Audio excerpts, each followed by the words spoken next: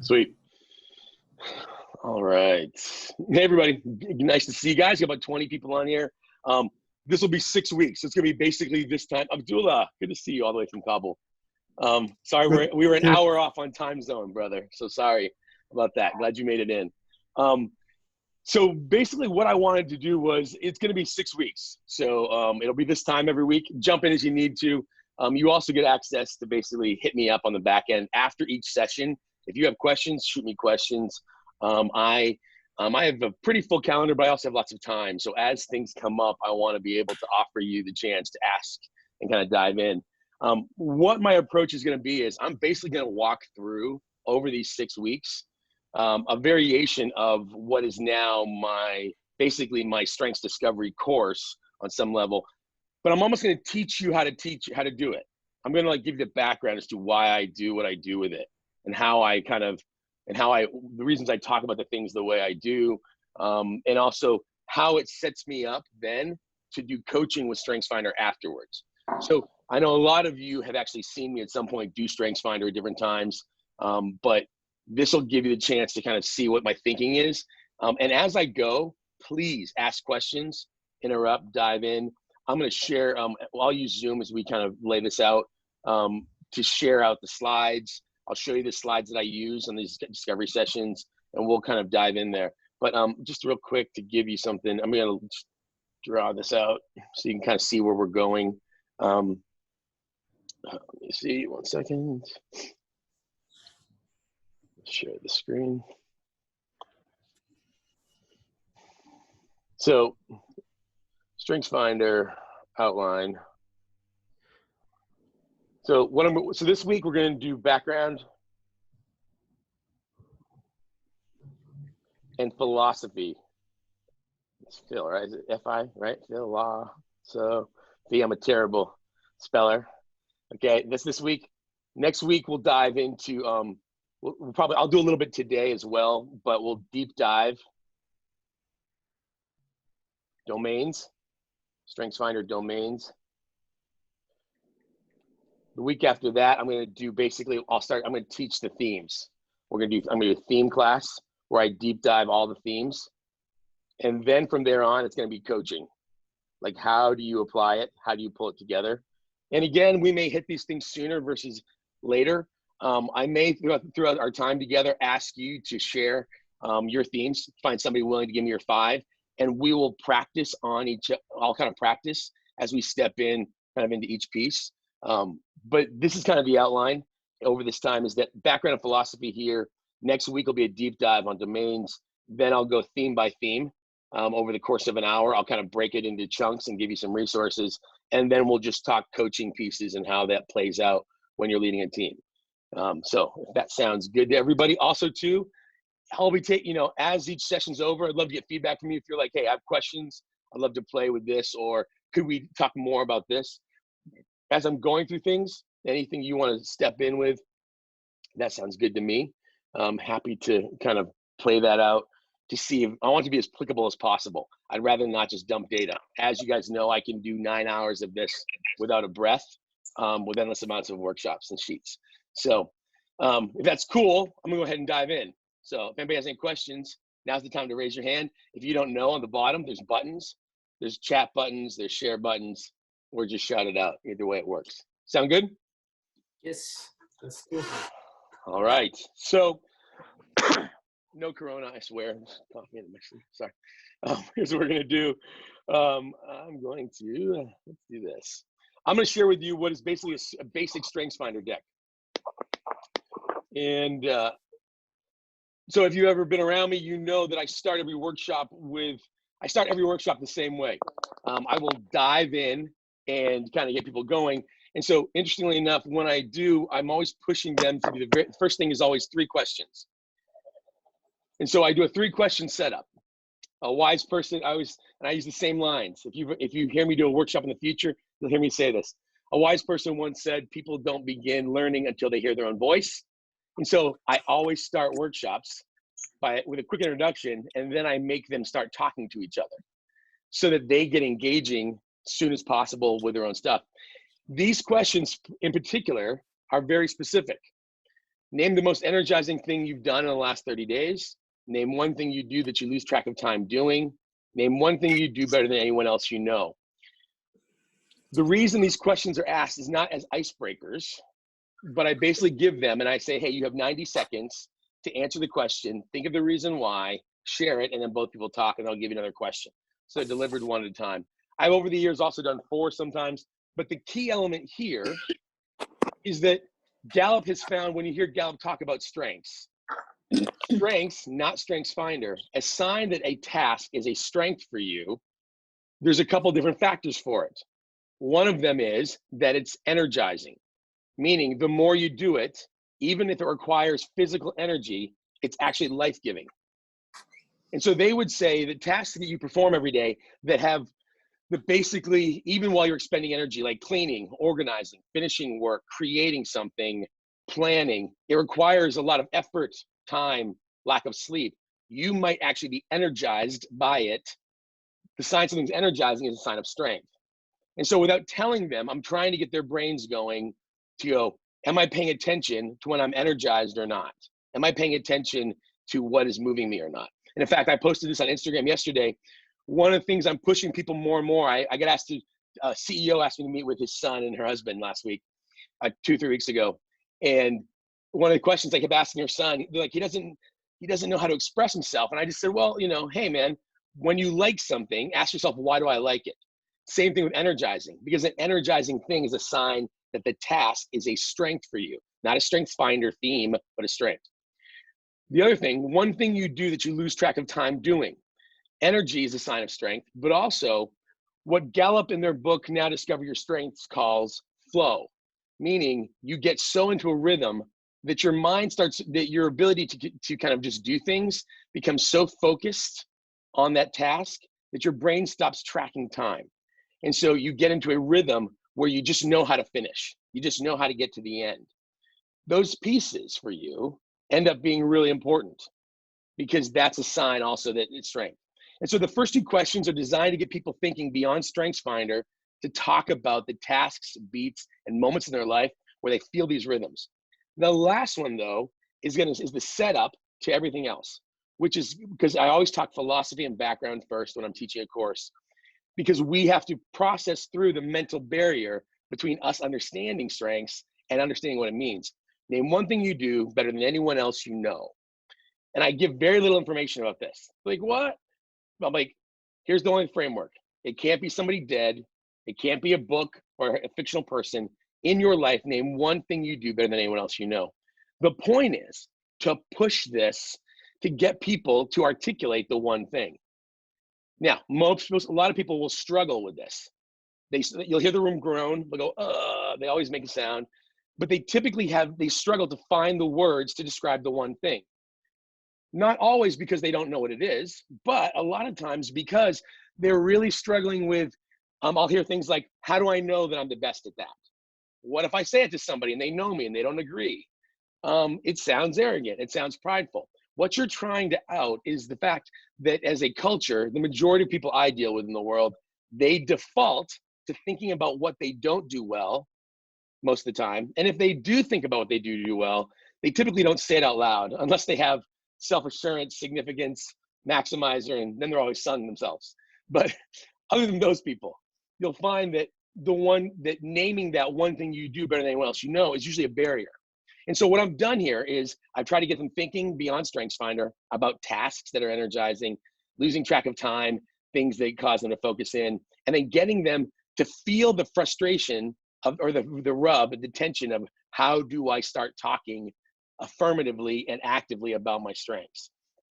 And so I'm just trying to push them here at this moment. And so what I'll do is I will then do group debriefs and I'll be like, okay, report out who wants to share the most energizing thing. And I will step into that conversation with them and I will use, and I'm crazy. A lot of StrengthsFinder coaches they're like, don't do this, but I'm a nut. Like I have their themes. I will be listening as they're describing their most energizing thing and then asking about their profile.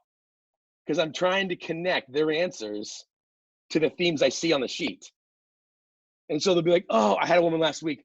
It was just really, really great. I got to run a 5K for the first time with my grandson.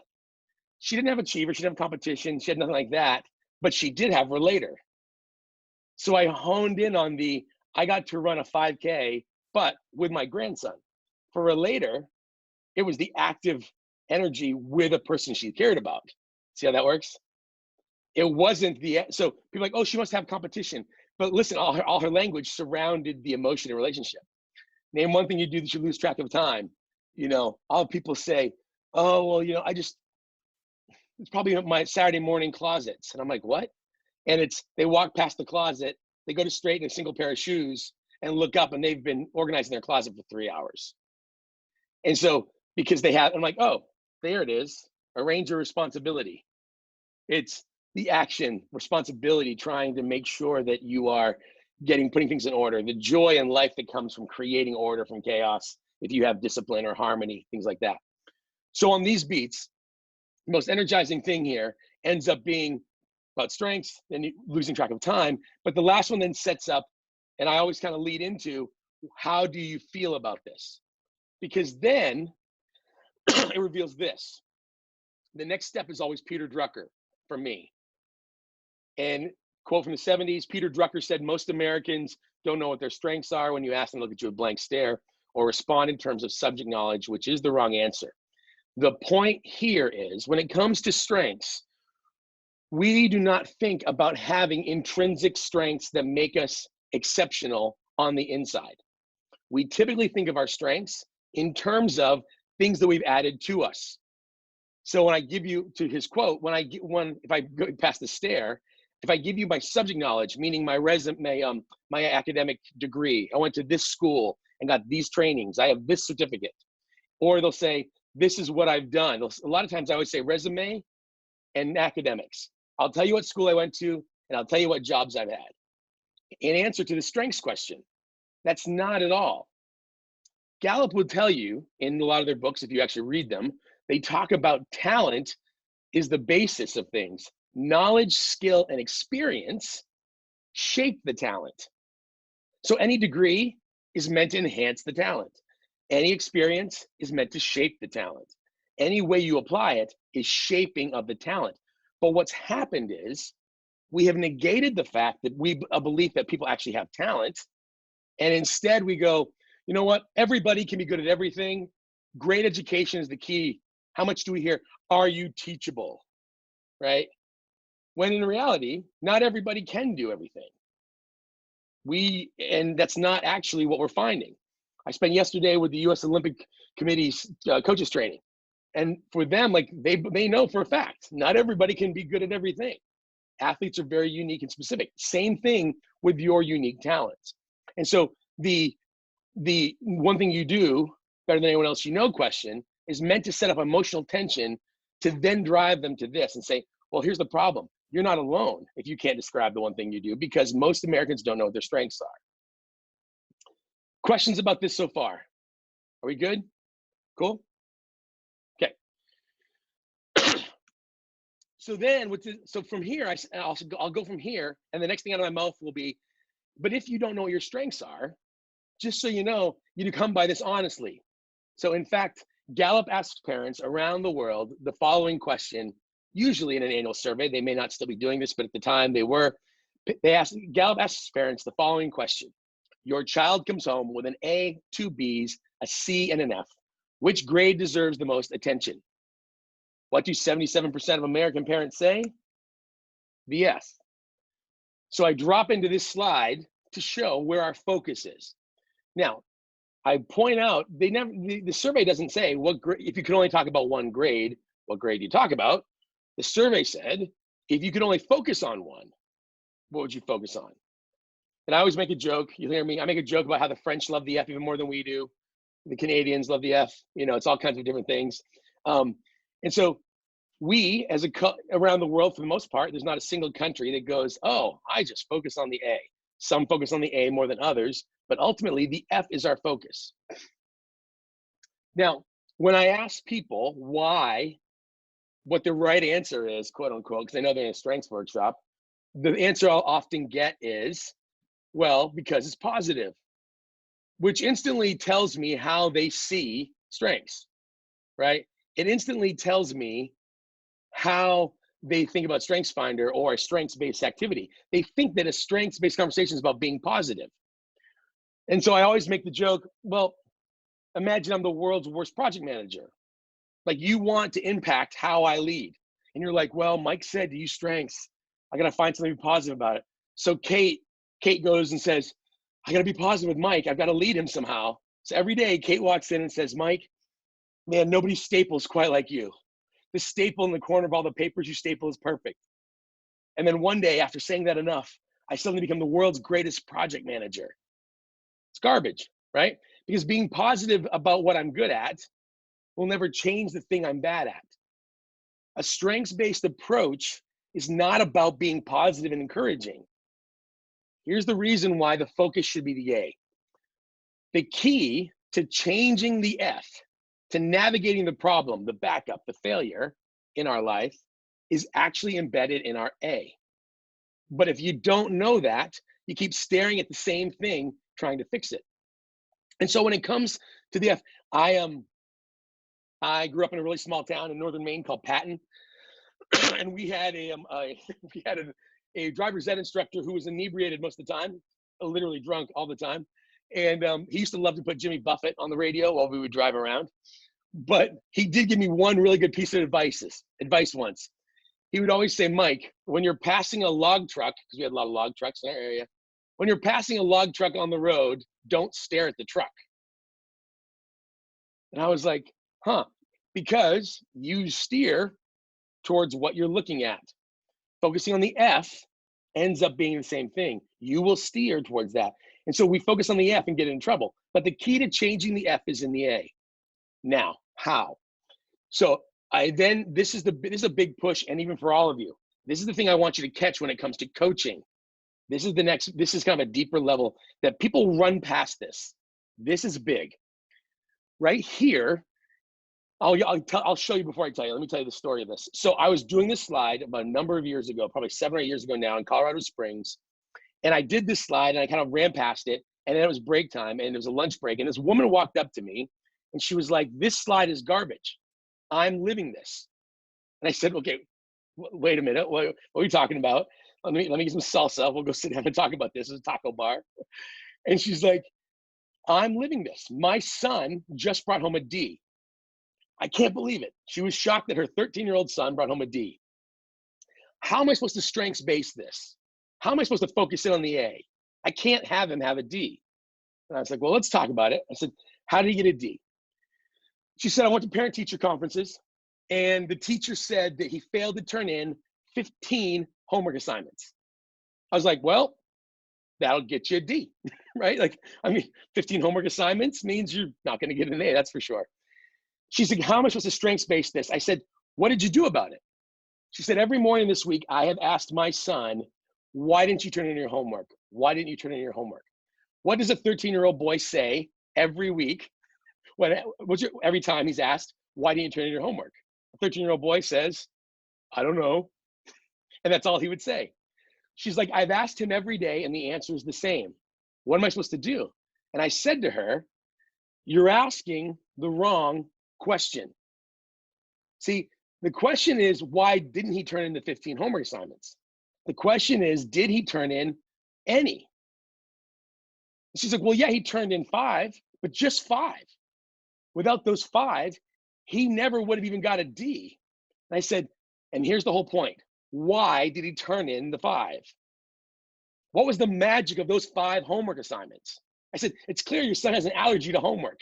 It's clear he hates having to do it. What happened that he was able to get these 5 assignments done? You've got to do what I call the situational archaeology. You got to dig in to the moment to break it apart to figure out why it's working. I think it was a guy named Andy Stanley who used to say, if you don't know why it's working, you can't fix it when it's broken. This whole point, StrengthsFinder has no power. There's no value in it. It's meant to be a tool that helps you quickly and more efficiently be able to break down your best moments to find the reproducible element. That's all StrengthsFinder is meant to do. So when I'm coaching with a StrengthsFinder tool in problems in businesses and companies around the world, I like the tool, because it helps me more quickly, like a tool or a hammer that I'm using to dig out bones out of the dirt for a dinosaur. It's helping me break down the moments different, but only because I'm trying to figure out the A. Why? I said, was your son getting the homework in because it was multiple choice questions and not essay? Was he staying with you that night and not staying with your crazy ex-husband? Were the kids who distract him not there? Was there a substitute teacher? I said, I want to know every detail about the A so you can figure out what pieces of it you can then take and reproduce for yourself. And so for you guys, as we're talking about StrengthsFinder, we're diving in, keep this piece in mind. The reason to focus in on your strengths is because the key to navigating craziness right now is in the A. I had a client who was melting down last week, much better today. But I remember saying to her yesterday, I was like, real quick, you leapt out of a really good, perfectly good job 2 years ago with no faith, no proof, no hope, no belief that the market could even do it, other than a belief that you wanted to do your own thing. And you built a highly successful business in 24 months. You had less unknowns than you have right now, given the current market. You navigated that well. How did you navigate that? How did you and your husband talk? How were you thinking? What were you doing? And we basically took her launch perspective from a year ago and we're applying it right now in the current chaos. Like that's what we're trying to do. Think of situations in your life right now, wherever you're at, whatever you're doing. When was the last time, some of you are in transition, you've just moved and you're getting ready to start new jobs. And when this is all over with, last time you had to move, how did this feel? What did you do well? What were successes? I'm sure there were moments that weren't, but what was? A strengths-based approach to coaching is deconstruct the A so you can apply it to the F. Questions or comments about that? Because it's kind of a big beat, and there's one more before I kind of dive into the StrengthsFinder itself. Oh, we good to. Does that sound good? Questions? Cool. Didn't see any hands go up, so we'll just roll on. All right. So if the point of strengths is one, to help you navigate, the second point for me is actually getting people to be able to know how to invest in themselves. And that's a different conversation. And so the slide on this ends up being, actually, we're going to skip past these pieces. This. Donald Clifton, who I'll talk about when we get to the StrengthsFinder piece in a second. Donald believed that not only do we need to make sure we're focusing on the A's and not the F's, the other piece was that once you did focus on the A, you'd realize that putting all that knowledge, skill, and experience, that investment of time and money together, it was better used if focused and tied to your talent. But most people, again, are unaware of their talents. So he believed that intrinsically, but wanted to see if it was true. So the University of Kansas ran this study for them. They took a collection of students and they gave them all a reading test to assess their reading ability. And they found that average readers in this sample group read approximately 90 words a minute. They found another group, which was above average readers, they read 350. Pretty significant increase. Now, without telling them who they were, so there was no self-fulfilling prophecy, they said, congratulations, you have won a free speed reading course to see if they can increase reading times. They were all sent off to the class. And by the way, these reading times were assessed for comprehension. So it wasn't just words, it was could they actually read and understand? They wanted to see if they could increase reading times, and they did.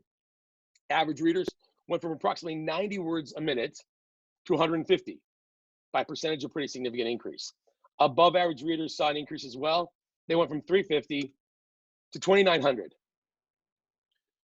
Now, they've run this multiple times, and the percentages, it ends up being nearly the same.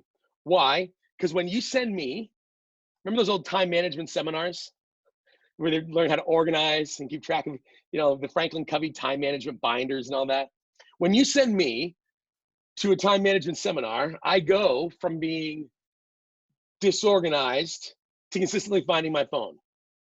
When you send someone with discipline, harmony, arranger, responsibility to the exact same course, they go from being organized to being able to negotiate Middle East peace. They have this natural ability. So the same information, the same data invested in me is addition. Invested in discipline and harmony, it's multiplication. But the beat here is this. Most people are taking classes to not fail not taking classes to succeed. Don't confuse a lack of failure for success. You know the difference. There's a huge difference between not failing and actually succeeding. But most people, when they're doing performance evaluations, they'll encourage their employees to take courses on things they're terrible at to fill that gap. Instead of going, listen, you're never going to be great at the reports, but I need these reports. I need you to at least hit the deadline on the reports, even if they're not perfect. Instead of going, let's leverage what they're good at and kind of readjusting the other pieces and kind of making sure they're a better fit for their role, we'll simply spend all of our time and effort training on our average instead of focusing on an above average. So strengths approach is one based on how do we navigate well using our strengths. We need to deconstruct our A so we can apply it to the F. But then when it comes to growing ourselves and developing ourselves, you need to know what your above average is. What's that strength thing? So you can then apply knowledge, skill, and experience to the A in this setting in some ways. Does that make sense? Questions about that from anybody? Anything at all? Let me pull this back for a second so I can stop sharing. Actually, let me do that. Yeah. Pull this over here. Sorry. Yeah, I think so. In the process of this, I mean, I can see my chat window now because I couldn't before. Thanks. When it comes to the big piece of takeaway, I think at that point too, is I want people who are working on a Strengths Finder session at that moment to think beyond Strengths Finder. And so at that point, they have talked about moments that they're good at, moments that they're naturally fit. In fact, so back to the questions of most energizing, people will dismiss their answers as not being strengths. But if you have Strengths Finder themes like relator, the answer will almost be, well, I had a cup of coffee with a friend, or I spent time with someone, for example. Relator as a theme will dismiss that. Here's the other piece. They dismiss it. Well, it's not the other piece, it's part of that. They dismiss it because we have been told it's not valuable. We have been told it doesn't stand out. But what's interesting is that high talent in a certain area, it shouldn't look like work. The problem is that we in society, we affirm you guys on what you're working on. When we see effort, we go, man, so amazing to see how hard Sean's working. Man, Sean, you really worked on that. Or we go, man, that's so great, Jenny, the way you did that thing. Like we affirm that, not realizing that the fact that you're putting so much effort into it publicly typically tells me that's not actually a strength. It's usually just beyond your strength. Most people dismiss their natural intrinsic talent. That's the whole point of Strengths Finder.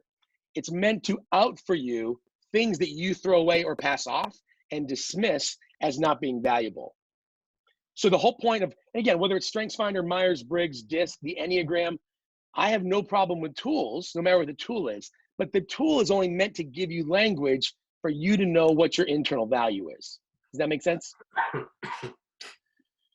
And so part of what I want to dive in past that, and again, I mean, a lot of you guys are certified in strengths, is that this ends up being the conventional approach, right? Is that we, I'm going to do this, is that once we shift our thinking,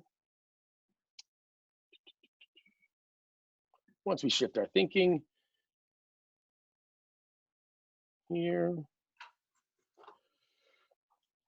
conventional approach, right? Like we mentioned, you identify an area of improvement, okay, and then develop an improvement plan to go with it. So that's kind of how we start. Strengths-based approach is you figure out your talents and your strengths, and then you develop them into strengths. You find a way to have the thing you do well be so driving and overwhelming that you can, one, spend less time focusing on the other. But here's the other piece about this that isn't talked about much. You've got to know what your strengths are so you can know what you suck at. Like, this is the piece that is not talked about a lot. When it comes to knowing your strengths, you need to get in touch with the thing that you're not good at. There are things you do that you need to partner with. And so for me, I'm really dominant communication activator, which is communication command activator, which means I like to understand, I like to lead, I like to dive in, but I will then give up too soon. Like, I don't finish well unless it's life and death. Life and death, I finish great. Not life and death, I'm great on the front end, I'm not great on the back end. So I have to have people like my buddy Todd in my life who will say, but wait, what did you promise? Is this still capable? Are we still capable of this? Are we sure we can do this? We're setting an expectation when we set the bar. And so it ends up being that focus of going, okay, I need Todd in my life to help me do this, this, and this. I need, different people to help me focus. And so I need Danny Schmitz to talk to me about empathy and relationship and go, here's how people are feeling. Here's how these relational pieces work, because I will run and not pay attention to that. So it's good to focus on your strengths for a development plan, but also to know who you need in your life. And so the people you need in your life, they need to have a little bit of overlap, but they need to bring something that only they can bring, only they can pull in together. And so how do you do that? How do you kind of pull those pieces? And so that's kind of a piece of the Strengths Finder part. Here, I want to give you, I'm going to dive in. That's kind of the philosophy. Know your strengths so you can navigate your worst moments. Know how to invest in your own life. That's the point of Strengths Finder. Here's how this plays out when it comes to the actual assessment. I'll kind of give the background. So that's philosophy. I want to give you the background of the tool. Any questions about the philosophy stuff? I have a question Sure. in regards with the finding your strengths. Yeah. So the main point is that, like, how do you find your strengths? Because you just named some questions like what energizes you, Totally. what makes you lose track of time, and what do you do better than other people. But it's really hard to figure out what's your strengths, because sometimes you lose track of time in something that is not necessary, like binge watching a TV show and good at it. So it's not a strength, it's weakness. Netflix, right? Netflix is not, your strength might be Netflix. Those of us communication, we love Netflix. It all works. That's a really great question. In fact, so what I'm going to do is I'm going to share with you, this is Marcus Buckingham's. He pulled this, he started using this. I'm not sure which book he came out of it with, but I saw him do it in a talk once and I loved it. So I'm going to share with you to Herman's question. This is the thing he uses right here. Yeah. Can you guys see the slide? Sign of strength. Yeah. This is a filter that Marcus kind of lays out, and it's kind of a high level piece, but discovering your strengths are something you have to go through over and over again. And so when you're being coached, I'm going to walk you through talking about, like, let's say your job responsibilities, or if you're in school, the classes you've studied, if you've interned, the things you stepped into. This is the 4-beat lens that is a good filter that finally, if it gets through all 4 of these, it qualifies as a strength. Success, meaning near perfect performance, not sort of okay performance. People will often talk about being, one of these people, I remember the old American Idol shows, and they would be like, oh, this is my passion, you can't stop. Remember they used to really show the crappy singers a lot more than they do now. I don't really watch the show now, but I don't think it's quite as bad.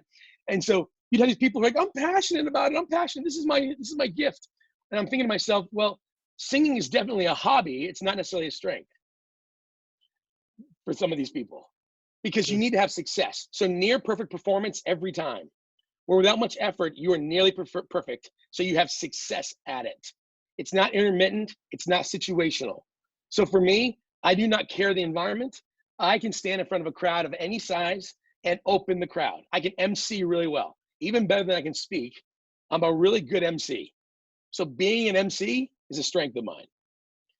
Success, instinct. The second one, this is key. You know something is an instinct, is a strength for you if you feel like like you have instinct for it.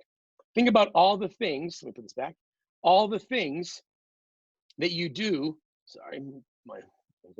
all the things you do that people give you the end and you just know how to get there. You just know how to get it done. Achievers just know how to make lists. Arrangers just know how to organize. Intellectually knows how to break it down. Input, you just know how to do research. Deliberative, you map the minefield really, really quickly. Achievers, You start every day very, very clear of how much work you've accomplished or not. Strategic. You always just know which line of traffic is moving faster. So instincts, tasks that have instinct for you. Success, near perfect performance, instinct. You just know how to get to the end. Third one is growth. Something is a strength if you get better at it, the more you do it. And so if you're not improving, if it's harder today than it was when you started, if the thing that you, man, I used to have near perfect performance, but now it's less, I'm not refining, that's not a sign of strength. When it comes to strength, you should be growing, you should be getting better. And the last lens here is need, which is kind of a little esoteric. It's a little big, kind of bigger picture, but here's the thought. You feel an emotional compulsion or desire to do it. You feel this emotional need or connection. The way you figure out what this is, specifically think about at work, or if you're still in school, like we're getting ready to graduate and finish, here's what you want to do. At work, I will have a client make a list of every single thing that goes into their day. Give me an average day, make a list of all the activities, like tasks, break it down, okay? As many as you can think of until you can't think of any more. Then I'll say, okay, cross them out one by one, basically going through it.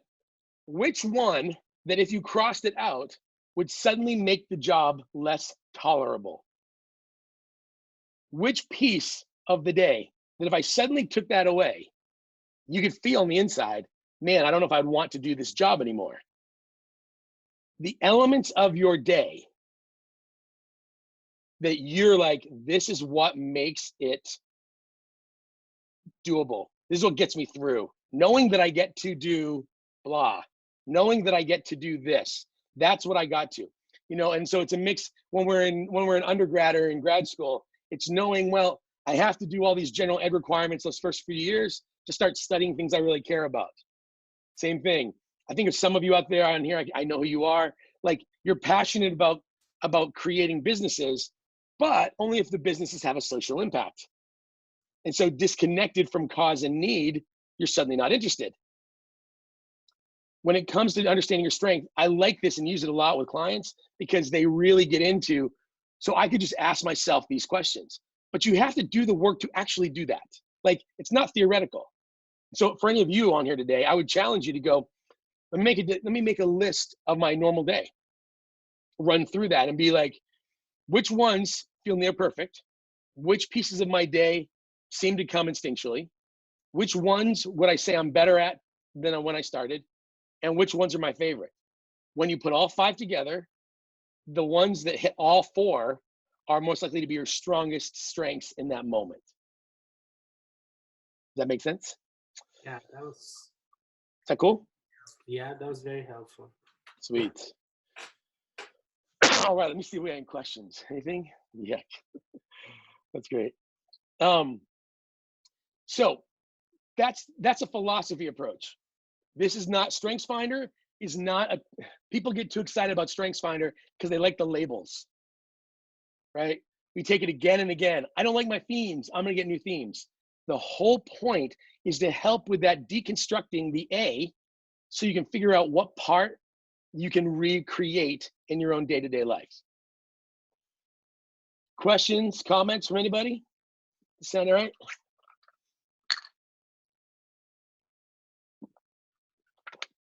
Sounds good to me. So here's the deal. When it comes to StrengthsFinder, there's a lot of different ways to describe it. Some of you guys are very well certified and trained. I was thinking, like, I think Katie, I think you're the last person I know on this group that you just got certified like less than a year ago or so. So some of this is, I haven't been through the course in about 3 or 4 years, so it's my own take after a while. But the basic idea when it comes to understanding strengths is that Donald Clifton, who was a psychologist in Omaha, Nebraska, who in the 70s and 80s was really studying high performance. He was driven to understand what exactly does it mean to be high performing. And so I think there's some stories told too that he was trying to help the local schools figure out how to prevent dropouts. And so I think Chip Anderson was doing the same thing at UCLA and a different approach. But so Donald had convinced a local high school to start analyzing what it would take to prevent high school dropouts. And so every year he would get a name of the dropouts and he would then go interview them and say, hey, why'd you drop out? And they would say, well, I don't know, math was hard.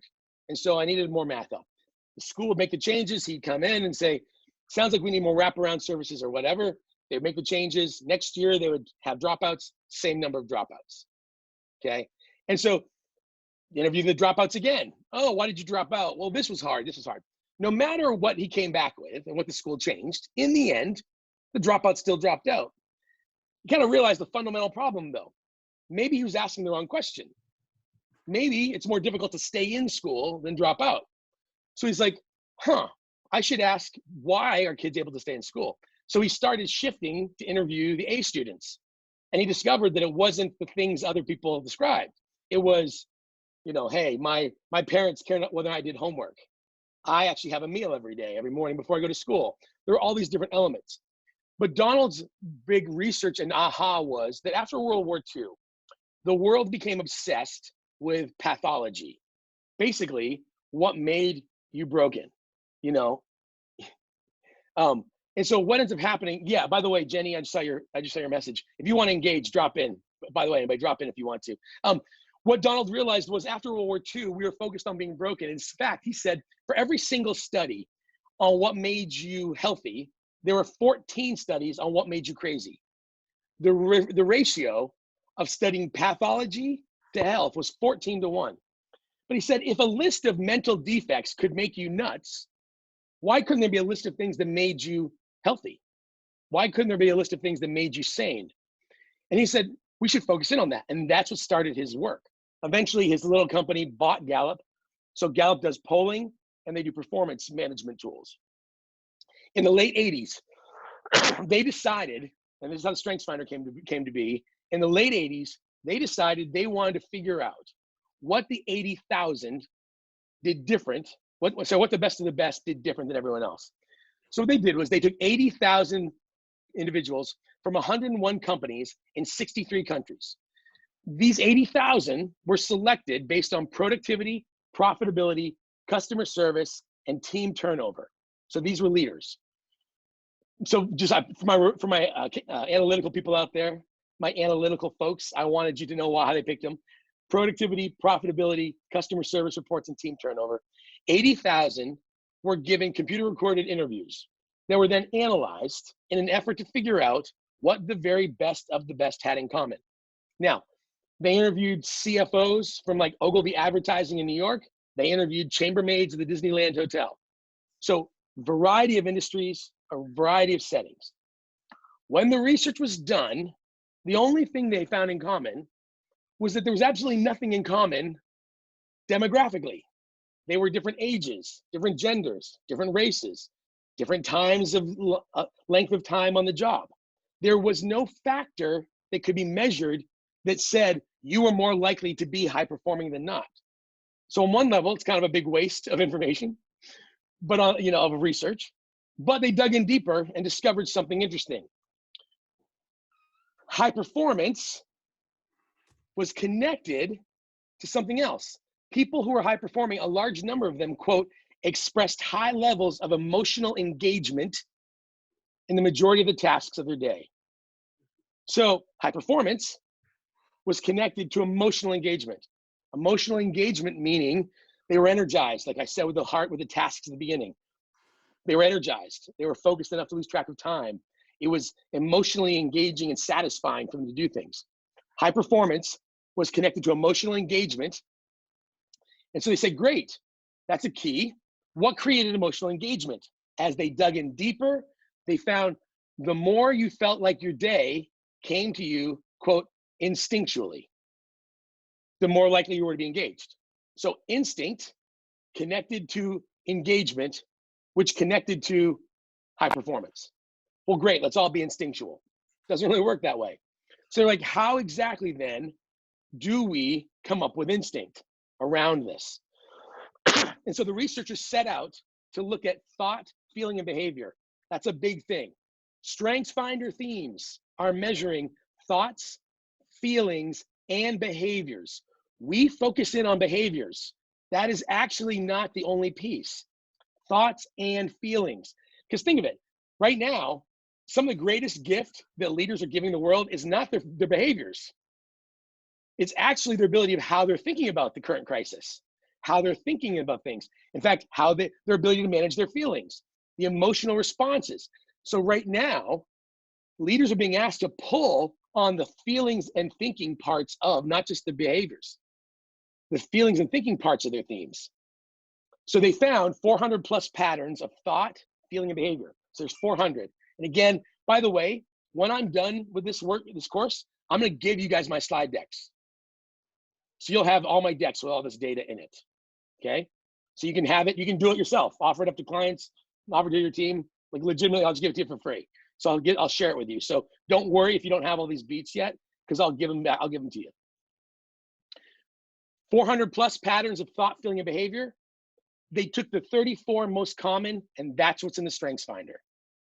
So the Strengths Finder is that 34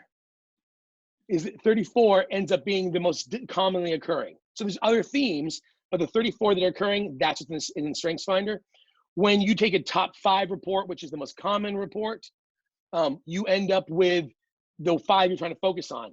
For me, and you'll hear this next week, it is all about the dominant 3 within the 5. That's where we're going to go. That's where the magic happens, because when you're coaching it, your dominant 3, those are the 3 that are the filter on your mouth, your ears, and your brain. Once you know how people are filtering the world, you suddenly go, that's why they didn't even hear me when I said that. I have to reverse the order of how I said it. Oh, that's why my solution was a great solution, but their mind said no because it didn't make sense to them. And so the Strengths Finder theme are a filter, but within your 5, your top 10 is really where we kind of live. But even within that, there's pieces that are dominant, and they don't come out of the test in order of dominance. So we'll get to that. 34 total themes, you get a top 5. Just so you know, and I'll take the last couple minutes, and we'll do questions for the last 10 minutes. I got some here. When it comes to the strengths, how do they get to this? Well, here's the deal. They found that the average human being, how are they going to test for these 34 themes? The average human being makes 30 to 40,000 decisions a day. The average human being makes 30 to 40,000 decisions a day. How many can you account for? So there must be an instinctual pattern running most of the time in the background. So to measure that pattern, they needed to find ways to get your brain to respond instinctually, separated from knowledge, skill, and experience. So they do that because they would say it takes an average person 12.5 seconds to understand a question they're being asked and connect it to something stored and learned. 12.5 seconds. Now, most of us start talking well before that, but it takes 12.5 seconds to go, what are they asking me? Why do they want to ask me this? What are they trying to get at? The Strengths Finder doesn't want you to think about that. So they give you 20 seconds to force your brain to respond. So by the time you read one statement and then read the other, the average person gets 5 to 7 seconds to answer. And they're not opposites. A lot of people are expecting opposites. Do you like winter? Do you like summer? It's not that way. It's, do you like summer? How do you feel about buying birthday presents? And your brain is like, wait, what? And so it is very common for people to miss one, especially the first one.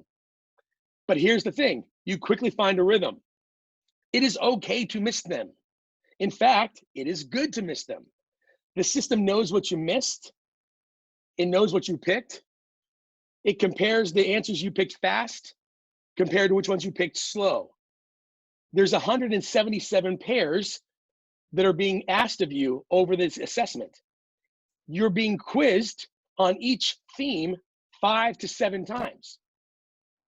So between that, so you'll notice that there's more than one theme. That kind of sounded familiar. That's very similar. Here's another gift question. Like it's trying, because it's comparing. So what it's doing then is it's taking all your answers and pulling the pieces together. And when you're done, you have a top 5 report that Gallup would say the Strengths Finder 2.0 validation report. Strengths Finder 2.0 validation report is the statistics that have to be done every 5 to 7 years to recertify the tool.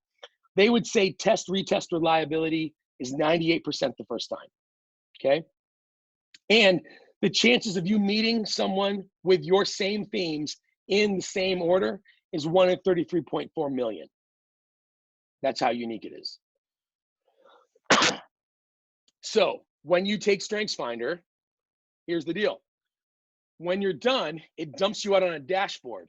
And so some of you maybe haven't done this in a while, but you're going to want to, between now and next Thursday, you're going to want to look over your own profile. But here's the deal. There are 3 reports on the dashboard now. There's a signature theme report, there is an insight report, and an insight and action report.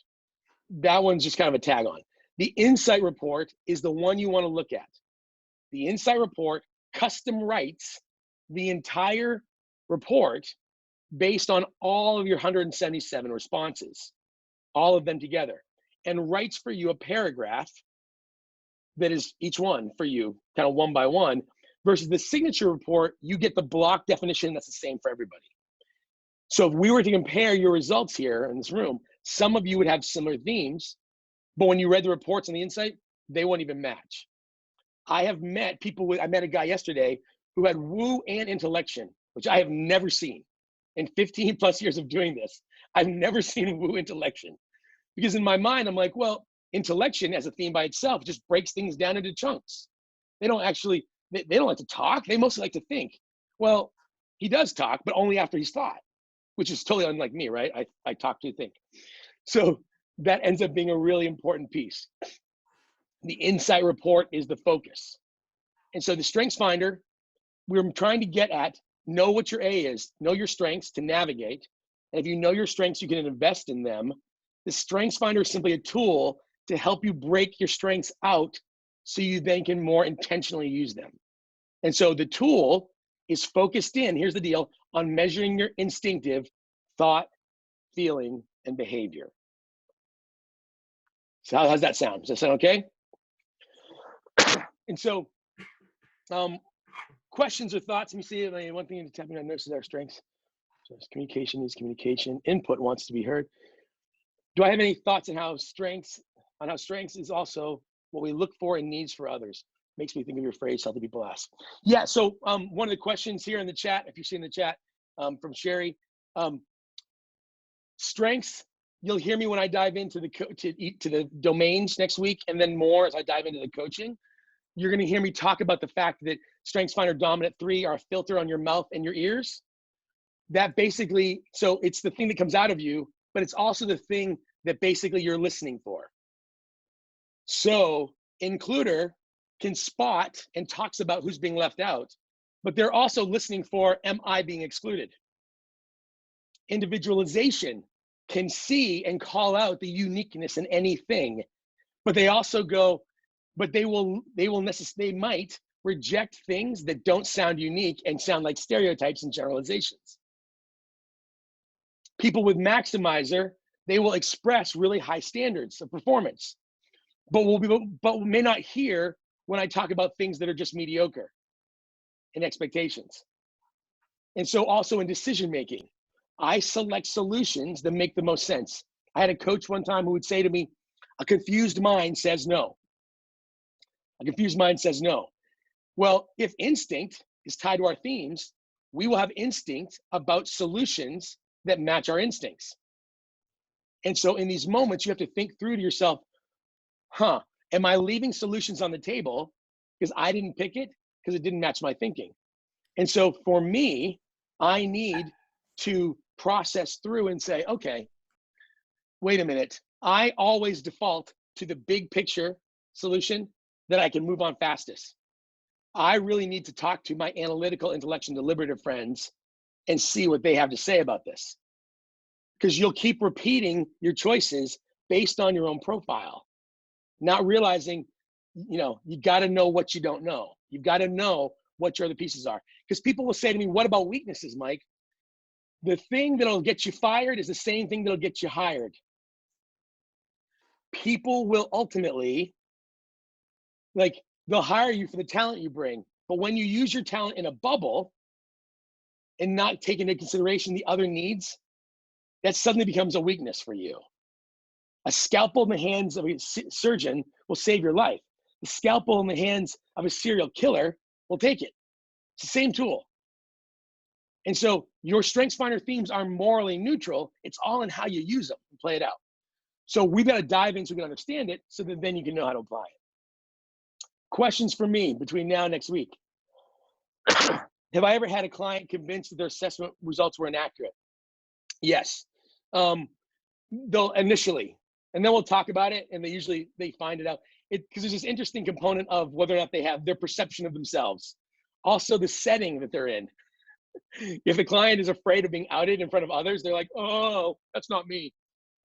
One time though, I did have a client that everyone said the profile didn't match. He said the profile didn't match. And I actually called Gallup to ask about it. We found out in the midst, they said, has he had trauma? Like measurable trauma, loss of limb, death of a spouse or someone like that in the gap between when he took it and the present. And we found out that he had actually a 2-year-old with cancer, death of a father, and loss of a student on a youth group weekend trip, all in the course of like a 6-month window of time. Trauma will skew your results, but for the most part, people aren't experiencing that. They will simply kind of resist that. And so that's kind of the piece. When it comes to the developing, to Matt's question, when it comes to the developing of strengths, Marcus Buckingham in Go Put Your Strengths to Work has a great paragraph he kind of pulls in, because after he left Gallup, he was trying to write on his own. They would say the dominant patterns of StrengthsFinder themes, and you'll see this next week when we talk more, birth to 10 and 15 to 22 are the 2 windows of time that shape our results. These dominant patterns of thought, feeling, and behavior are shaped between birth to 10 and then 15 to 22. The number one, and this came out of Marcus's book, and he cites the journal. I won't do it because I can't remember it. Birth to 10, number one shaper of our big paradigm in the world is family of origin. 10 to 15, puberty kicks in, all bets are off, we're out of our mind. 15 to 22, the biggest shaper on our life is our peers, the people closest to us. We embrace or reject parts of ourselves based on how much our friends like us or dislike things. And so we navigate that way. But at 22, the prefrontal cortex of your brain fuses to the rest of your brain, and we get locked. It's called the executive decision-making suite. It changes. Think about how easy it is to make friends pre-22. Being around each other is enough. Post-22, your brain starts to assess, what would being friends with this person mean to my life? And so you start to pick and choose and select. So birth to 10, 15 to 22. And so after that, it's like, okay, I've got these talents. What do I do with them? And so, yeah, culture, I mean, definitely culture does impact that, right? And so, yes, you're right, Sean, based on family of origin and peers is a cultural expectation, which is why you find themes skewing by country. And so different countries, if you break out theme distribution by countries, you'll find that Japan has a different theme, meaning the most dominant, most common occurring themes in Japan will be different than the ones in the States. It's a different approach. And so, yeah, culture definitely impacts that. So this was the first week. This is the first one. We got 5 more to go. Love to have you come back. Okay. Here's the thing. If you're on this class, if you could email me and you want, because what I'm going to do is, this link was a one-time Zoom link by accident. I'm going to set up the reoccurring Zoom link this afternoon. If you send me an email, just md@michaeldauphinee.com, I will send you the actual meeting invite. So it'll put it on your calendar and the Zoom link will be in there. Okay. And so process through this. If you haven't taken StrengthsFinder yet, but you're like, man, I'd really like to. I'd like to do more. I want to ask about it. Shoot me an email. We'll see if I can find you a code. We'll get some of this done and we'll dive in. But you guys have been great. Thanks so much for taking time. I'll see you the same time next week. Thanks, you guys. Thanks, Mike. Appreciate it. This is awesome. Thanks, guys. Take care. Thank you.